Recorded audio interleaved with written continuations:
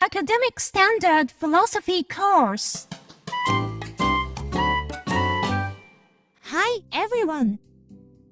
Alexander the Great of Macedonia conquered not only Greece, but also the Great Persian Empire, Egypt, and the northern reaches of Central Asia, even invading India. However, he died in 323 BC, and his tutor Aristotle also died in exile the following year, 322 BC. That was the story of the last lesson. After that, his great empire including Greece, was torn apart by a struggle for succession. However, Alexander's early death meant Rome was spared his conquest, and the turmoil in Syria and Egypt allowed the Jewish kingdom to gain power in the Middle East. So, this lesson is about Rome and Judea, right? Not only that, but the age drastically changed philosophy. Until then, people have thought about what the world is, and how society should be. However, the dramatic changes in the world have led people to question how individuals should live and survive. In such circumstances, people sought various ways of life, not to be swayed by the world's upheaval. Hence, Jesus rather tried to calm upheavals, at the risk of his life. Jesus was also a philosopher. We have to begin the story, again from the faraway ancient times. Judea was a nation as old as Greece. They came from Mesopotamia, the basin of the Tigris and Euphrates rivers. There, one of the four great civilizations flourished, with advanced science and technology, like the 50-meter towers to worship the moon god in Babylon, gathering various folks. However, since the 17th century BC, harsh desertification progressed in the Middle East. So the Hebrews migrated to the Levant. Again, the 17th century BC, this coincided with the collapse of the Indus civilization. However, the fertile coastal areas had already been occupied by the Phoenicians, who had arrived earlier from the Red Sea, to build their colonies throughout the Mediterranean. So, the immigrant Hebrews from Mesopotamia were forced to settle in the arid interior, and barely got the worship right of the local mountain god, El Shaddai. The sub-tribe Josephites went further to Egypt, and conquered it as the Hyksos, about 1650 BC. The Levant was the crossroads of ethnicities. But in the 16th century BC, the Theban dynasty of the Upper Nile conversely conquered and enslaved the Hyksos, forcing them to build huge temples and kings' tombs. So, about 1300 BC, Moses, who said he was instructed by Yahweh, the God of their forefathers, led them out of Egypt, and the next legendary leader, Joshua, absorbed even the Hebrews in the interior Levant. Thus they became Jews. Is Yahweh the same as El Shaddai? Probably not. Unlike the legend, many Hebrew sub-tribes, in fact did not join the new nation, the Jews. In the first place, Judaism was a strange religion based on a contract, that, if they worship only Yahweh, Yahweh will protect them, as the chosen Jews. That meant, they became the direct people of God, and would never be subordinate to any earthly kings. Although the Hebrews who did not join it, expanded trade, absorbed cultures, and developed considerably, the Jews without a king were disorganized and stagnated by cultural closure, and repeated internal conflicts. Despite the contract, Yahweh would not have been a good caregiver.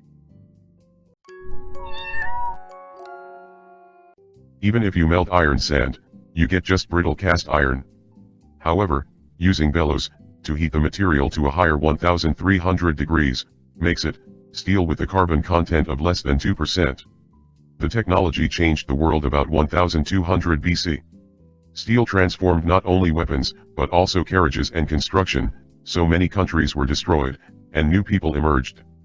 The Greeks from the north conquered the Aegean Sea with steel weapons, right? The Greeks expanded even into the Levant, as the Sea People. The Jews also unified, as the Israel kingdom with King Saul, in 1021 BC, and fought against them.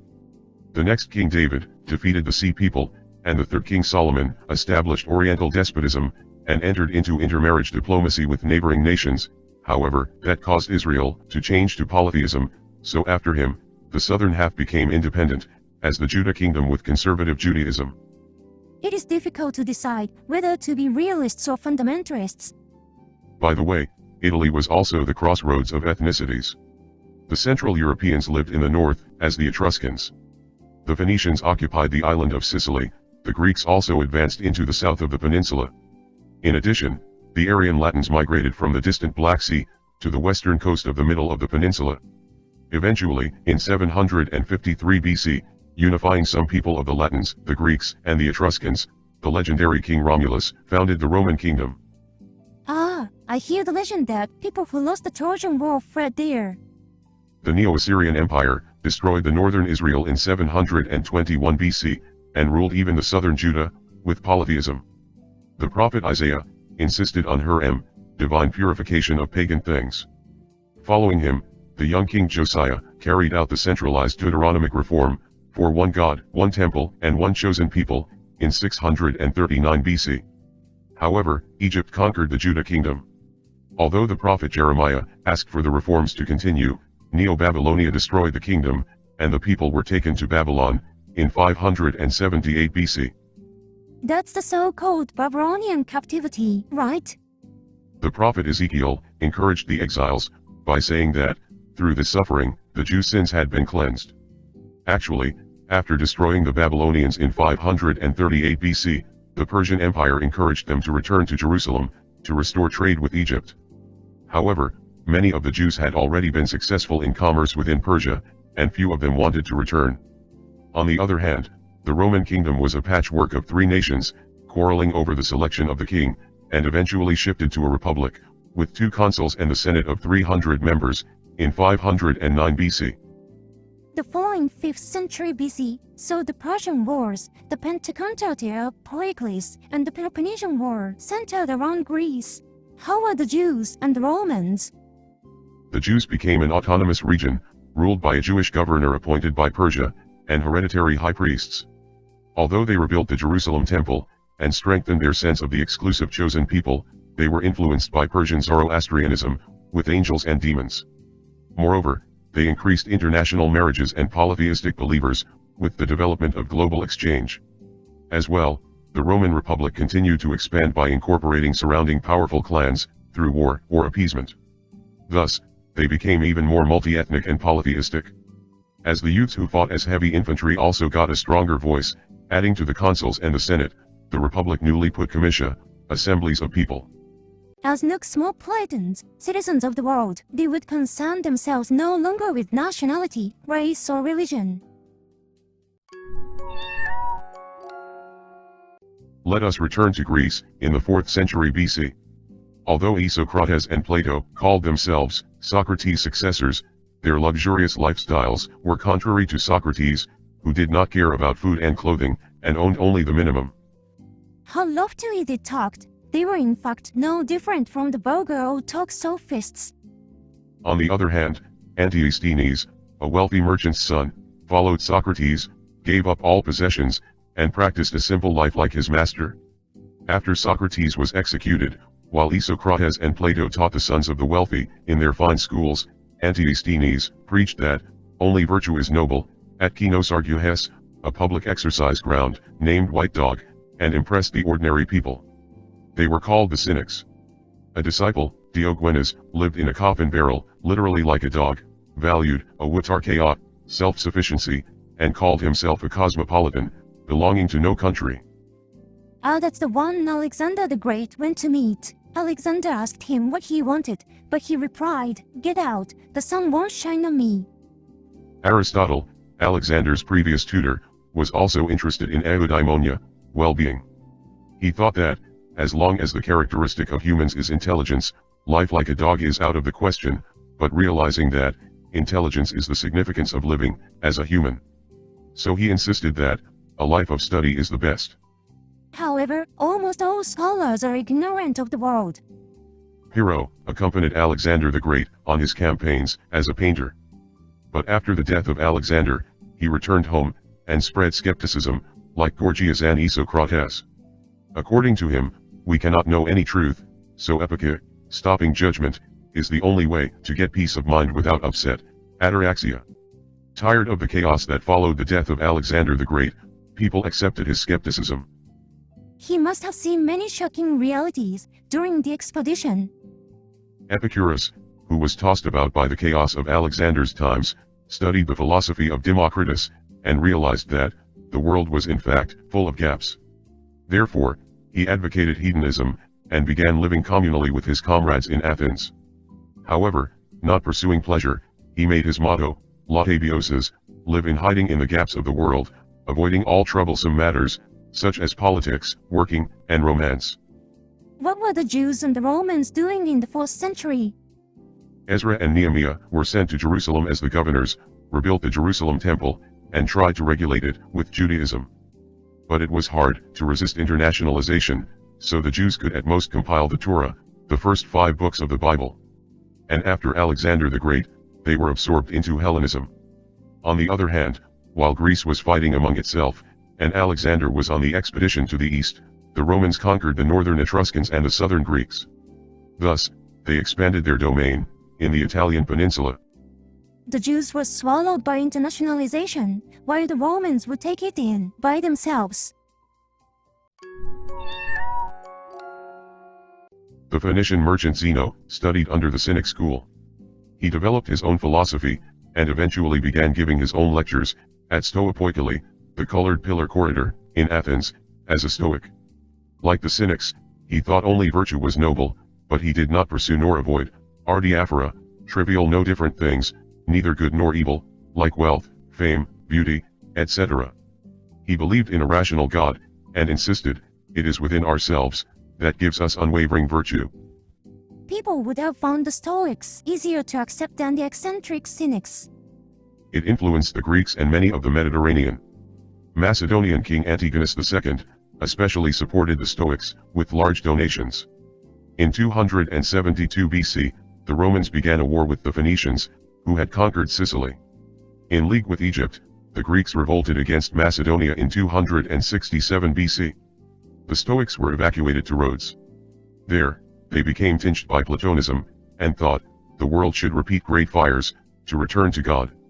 Athens was defeated, and the academy fell into the epoch of skepticism, avoiding any decision. The academy conversely lost the divine dogma of Platonism. The Romans advanced into Greece, and began fighting with Macedonia in 215 BC. During the wars, Syrian Prince Antiochus IV was kept in Rome, as a hostage. But in 175 BC, he was released, and became the king of Syria. He reformed Syria into an advanced Roman universal style, forcing it even into the Jewish autonomous region. In 167 BC, the house of Maccabees rebelled, and re-established the Judah kingdom. Meanwhile, the Romans defeated the Phoenicians and the Macedonians, controlling everything from North Africa to the Aegean Sea, by 146 BC.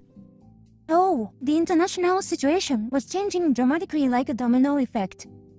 However, as the Romans expanded, they rotted from within. Defeated people by the Roman conquest were sold as slaves. Buying the slaves and cooperating with the Romans, local celebrities became noble knights, who owned huge plantations, latifundia. With them, the general governors sent by Rome, respectively formed an independent power, and began to fight among themselves. In addition, in 73 BC, Spartacus led a large-scale revolt, along with many slaves and the poor. Fearing rebellion in Syria and Judea, the Romans reincorporated them as provinces, and appointed foreigners as the general governors, in 64 BC. Everyone was self-centered and didn't care about the state. A Stoicist Cicero was elected consul in 63 BC, but nobles tried to overthrow the entire Senate. He immediately pursued them, and was given the title of father of the country. However, young ambitious Caesar, Pompey, and Crassus condemned Cicero's procedural flaws, and persuaded the Senate to divide the Roman Republic into thirds, Gaul, Spain, and Syria, in 60 BC. Villains will do anything for their own interests. Cicero left Rome, and wrote a dialogue, De Republica, about public issues, against Plato. In it, he argues that the human mission is to do the best on earth, even if that is pointless and impossible. Also against Plato, who regarded thaumarzên, or wonder, as the arche for philosophy, he instead sought nihil admirari, to make himself astonished at nothing, for peace of mind, ataraxia, after the Pythagoreans, me, thaumarzên. However, when Crassus was killed in battle, Caesar assassinated Pompey, and Caesar was also killed in the Senate. Cicero was suspected of being the mastermind behind it all, and was driven to suicide, in 43 BC. Did Cicero really do it? I guess the bad guys just destroyed themselves. In Judea, the son of the foreign general governor, Herod, became the king in 37 BC. In Rome, Octavianus defeated Egypt and became the first emperor in 27 BC. Herod the Great had 7 sons, but they didn't get along. So after he died in 4 BC, the kingdom fell into chaos. On the other hand, Octavianus had no child, so his wife's stepson Tiberius succeeded him in 14 CE. However, disgusted by the selfish Senate and ambitious politicians, Tiberius retired to Capri in 26 CE. Things won't go well, whether they have a successor or not. In this political vacuum, the Jews were divided into the Sadducees, Pharisees, and Essenes. The Sadducees were upper-class realists, who sought cooperation with the Romans, while the Pharisees were popular fundamentalists, who demanded independence. The Essenes disliked conflict, and founded their own new cult in the wilderness. Besides them, the Zealots planned an armed struggle against Rome. For ordinary people who don't know their place in the world, the internationalists appear to be traitors. In this confusing situation, John the Baptist started preaching in 28 CE. According to him, God will soon impose the fire baptism to choose people again. Therefore, to prepare for it, we should first purify the past with water and convert ourselves to the future. He also criticized the remarriage of a daughter of the house of Maccabees with Herod Antipas, and he was beheaded. It was a continuation of Stoic pragmatism of roles into the Jewish prophetic tradition in the threat of the war against Rome. Then, Jesus, a disciple or cousin of John, began his missionary work. His ideas were summarized in the Sermon on the Mount. It consisted of 3 points: the Gospel's paradox, the Torah's thoroughness, and the analogy of God and human. First, the paradox of the Gospel is the good news that the unfortunate are blessed. He says that God is always with the poor, the sick, and the lonely, and they will surely be rewarded in heaven. Also, the thoroughness of the Torah means that we should not be content with just following the letters of the Torah, but should act according to God's intention in it. And the analogy of God and humans is that if you save others, God will also save you. The idea is that the more unfortunate a person is, the more they understand God's will, so they can carry it out on God's behalf, right? Furthermore, if by their behavior, everyone recalls God, and does the same, God's work would be accomplished without him. Thus, Jesus replaced a religion depending on God with an active one. This God-centered way of life stands in contrast to cynics, skeptics, hedonists, and Stoics, who alienate others and only care about their own well-being. His teaching seems like Plato's anamnesis theory, and it would be the solution for the philosopher king problem. However, Jesus had to die as the first one to wake people up.